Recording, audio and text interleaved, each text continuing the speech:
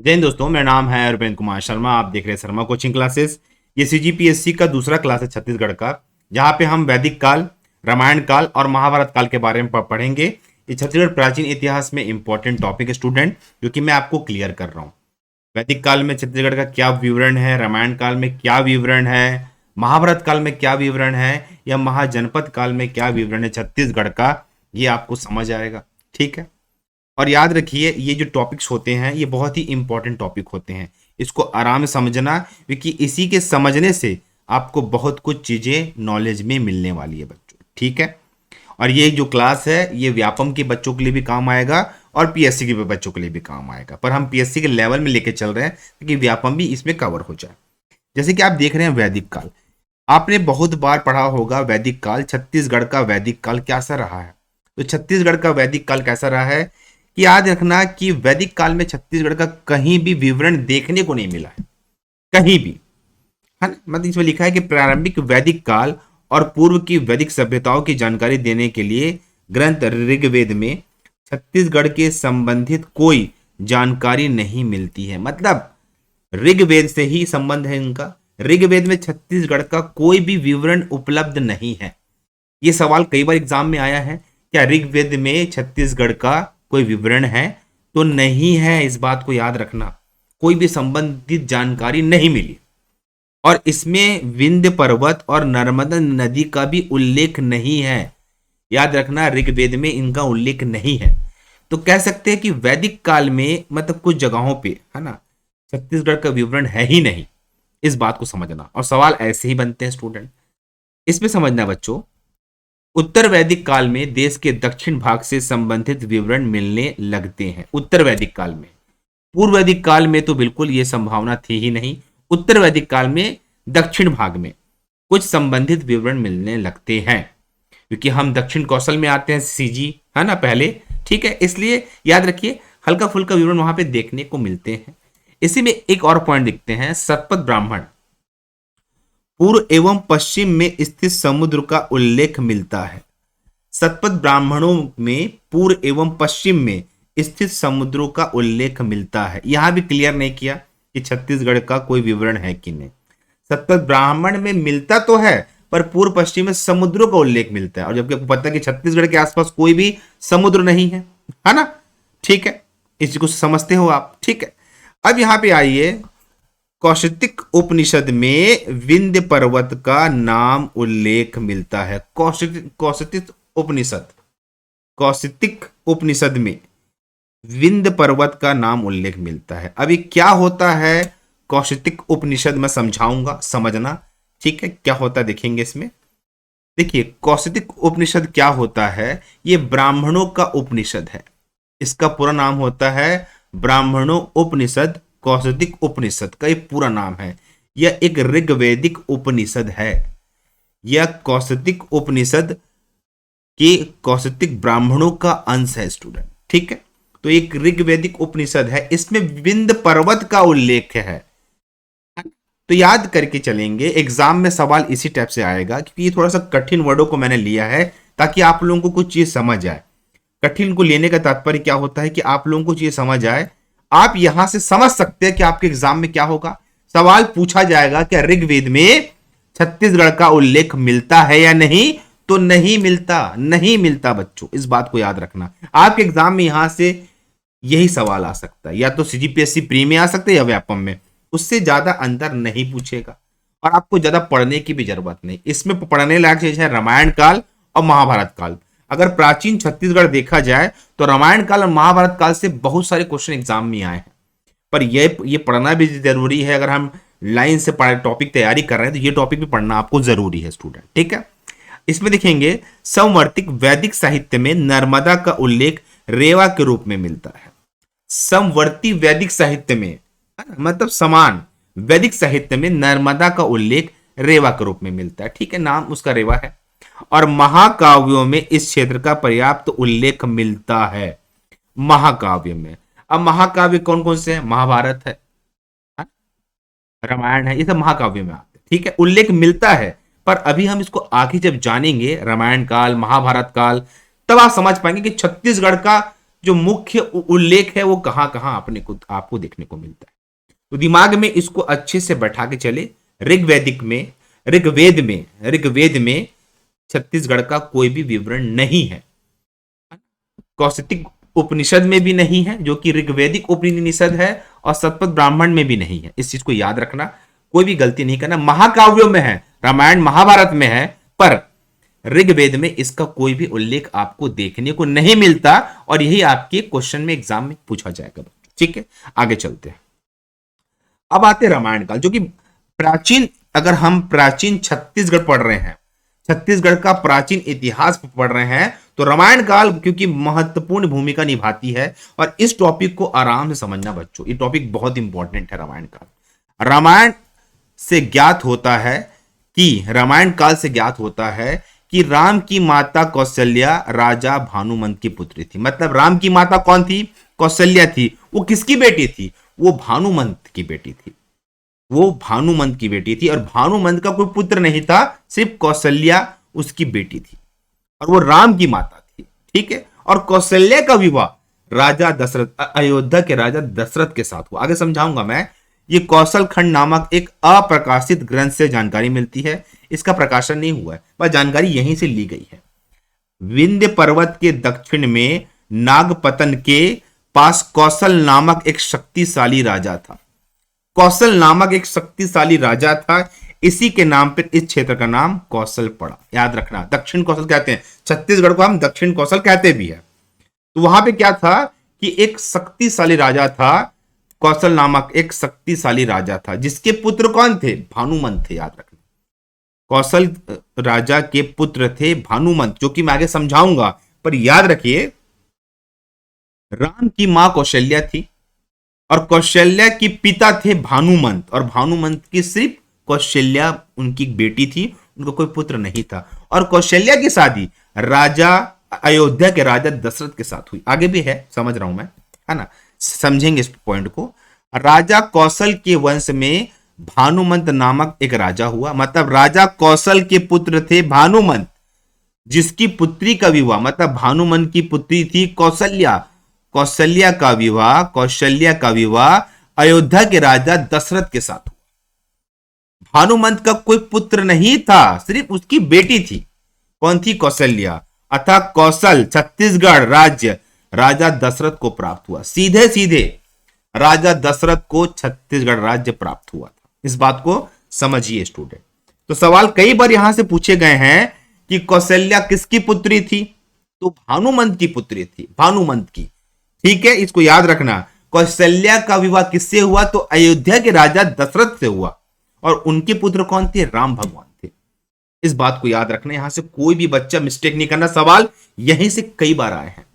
इस प्रकार राजा दशरथ के पूर्व इस क्षेत्र का नाम कौशल होना ज्ञात हुआ। मतलब दशरथ को यह ज्ञात हो गया कि ये जो क्षेत्र है छत्तीसगढ़, इसे कौशल कहा जाता है। रामायण काल में ऐसा माना जाता है कि वनवास के समय संभवतः राम ने अधिकांश समय छत्तीसगढ़ के आसपास व्यतीत किया।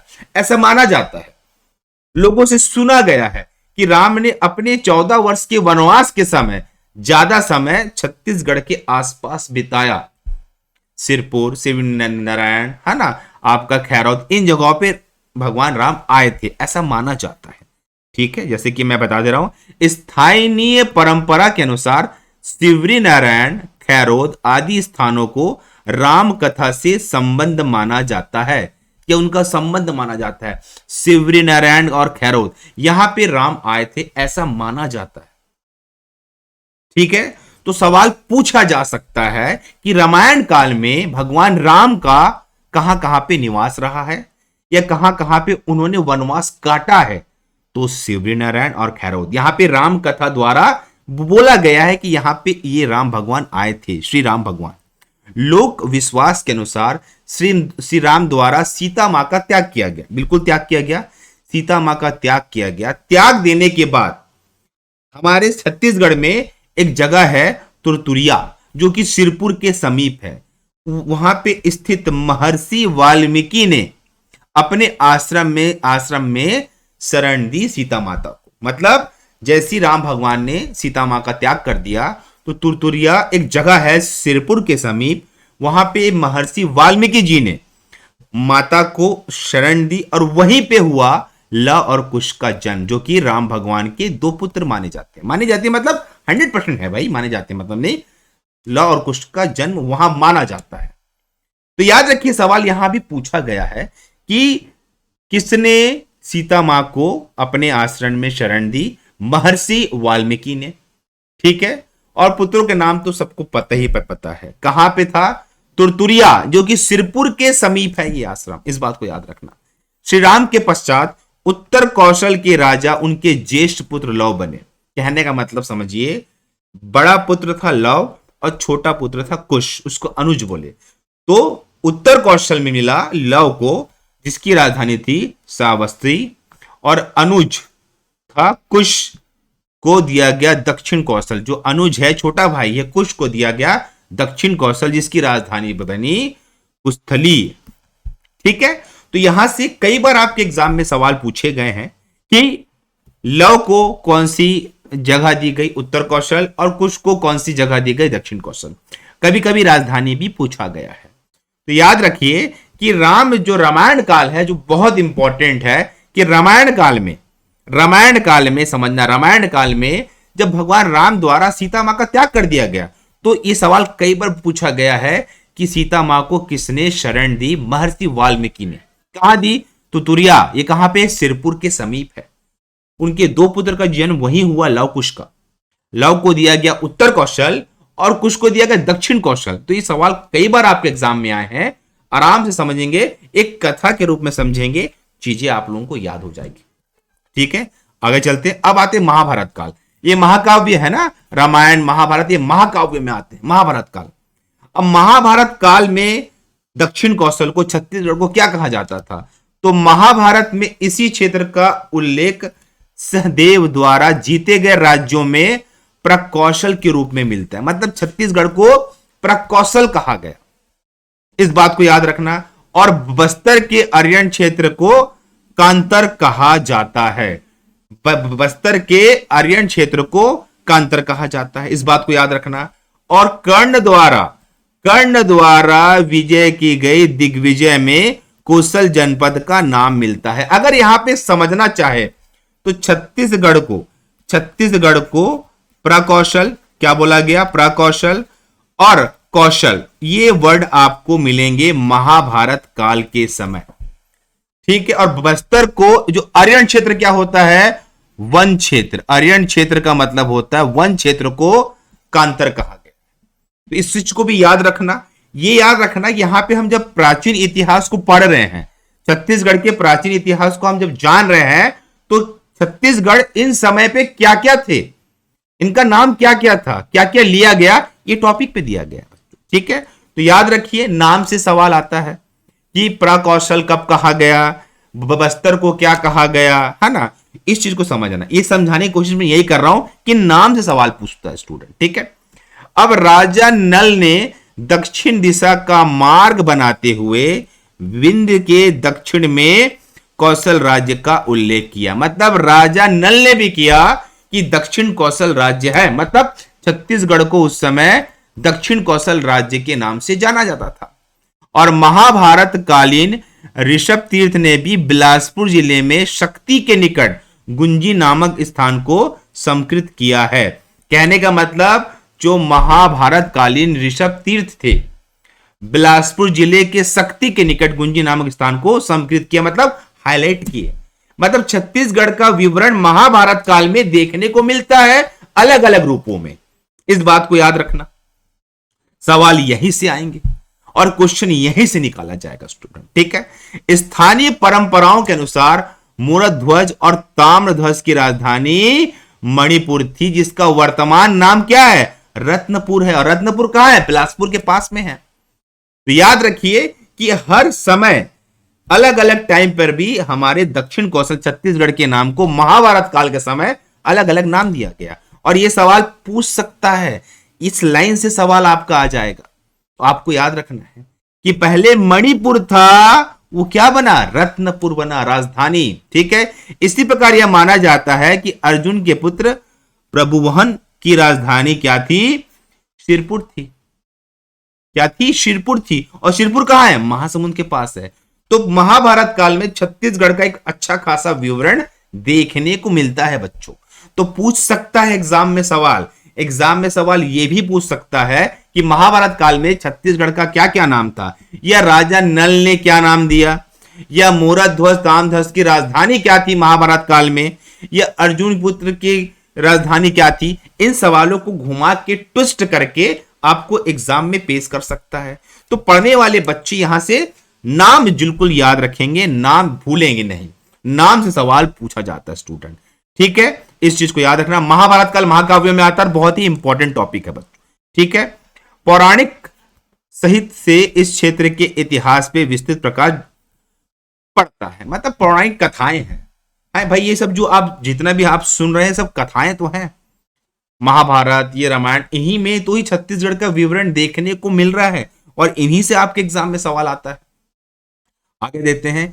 इस क्षेत्र में पर्वत नदियों का उल्लेख अनेक पुराणों में उपलब्ध है।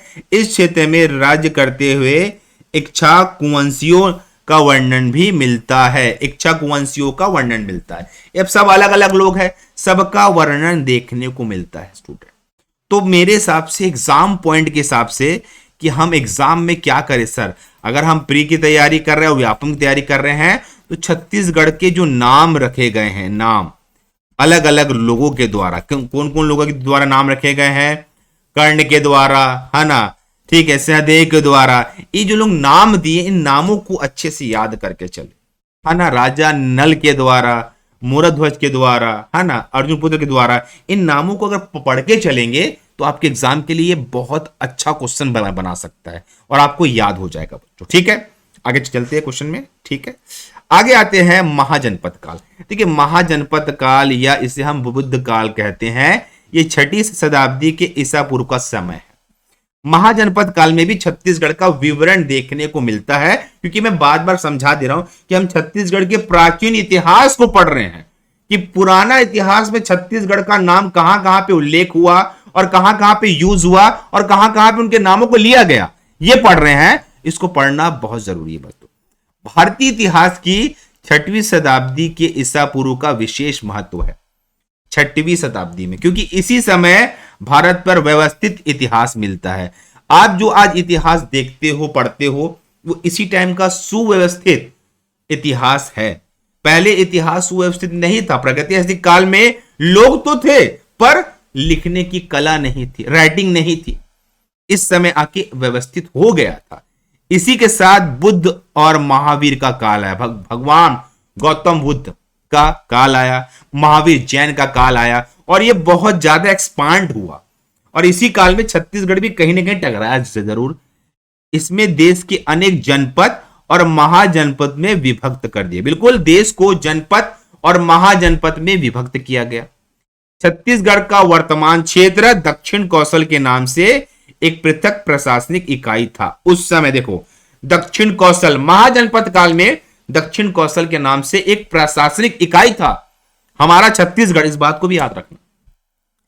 मौर्य काल से पूर्व सिक्कों की प्राप्ति की इस अवधारणा की पुष्टि होती है कि अवदान शतक नामक एक ग्रंथ के अनुसार महात्मा बुद्ध दक्षिण कौशल आए थे। लगभग 3 माह तक यहां की राजधानी में उन्होंने प्रवास किया और ऐसी जानकारी बौद्ध यात्री व्यंगसांग की यात्रा वृत्तांत में मिलती है। यात्रा वृत्तांत में मिलती है। मौर्य काल से पूर्व सिक्कों की प्राप्ति की अवधारणा की पुष्टि की गई कि सिक्के थे। अवदान शतक नामक एक ग्रंथ में महात्मा बुद्ध दक्षिण कौशल मतलब छत्तीसगढ़ आए थे। लगभग 3 माह तक यहां की राजधानी में रुके, प्रवास किया, क्योंकि इसका विवरण वहां के प्रसिद्ध बौद्ध यात्री व्यंगसांग के यात्रा वृत्तांत मतलब यात्रा किए तो यात्रा वृत्तांत में मिलता है बच्चों। तो सवाल पूछ सकता है कि महात्मा बुद्ध किस समय छत्तीसगढ़ आए थे? महाजनपद काल में आए थे, क्योंकि वही बुद्ध काल और महावीर जैन के काल के समकक्ष था। ठीक है, तो और याद रखना कौन से बौद्ध यात्री ने अपनी यात्रा में इसका वर्णन किया? व्यंगसांग ने किया स्टूडेंट। ठीक है, तो सवालों को घेरों पे समझने से पहले आप इसको एक कथा के रूप में समझिए कि हुआ क्या। भाई जब भारतीय इतिहास में छठी शताब्दी का महत्व इसलिए इतना इंपॉर्टेंट है क्योंकि यही काल में सुव्यवस्थित इतिहास लिखा गया है ना। गौतम बुद्ध, महावीर, जैन, इन लोग आए है ना, इनका काल आया। और इसी काल में छत्तीसगढ़ का क्या इंपॉर्टेंट रोल था, क्योंकि दक्षिण कौशल के नाम से हम एक प्रशासनिक इकाई बना चुके थे, फेमस हो चुके थे। पर मौर्य काल से पूर्व की सिक्कों की प्राप्ति की अवधारणा की पुष्टि के लिए अवदान शतक नामक एक ग्रंथ की अनुसार महात्मा बुद्ध दक्षिण कौशल आए थे। एक ग्रंथ के अनुसार महात्मा बुद्ध दक्षिण कौशल आए थे, यहां की राजधानी में रुके, क्योंकि इसकी सबूत के लिए जो एक प्रख्यात बौद्ध धर्म अनुयायी है, कौन, वेंगसांग के यात्रा के विवरण में इसका पूरा सबूत मिलता है बच्चों। तो आपके हिसाब से यहां से बहुत सारे क्वेश्चन निकल के आ सकते हैं स्टूडेंट, आपको पढ़ना है बच्चों, ठीक है। और ये जो टॉपिक है पीएससी वाले बच्चों को और व्यापम वाले बच्चों को दोनों को काम में आने वाली है, तो आराम से इसको पढ़ लीजिए और तैयारी को कंटिन्यू करिए। इस वीडियो में इतना ही, मिलते हैं अगले वीडियो में। ओके, धन्यवाद, थैंक यू बच्चों।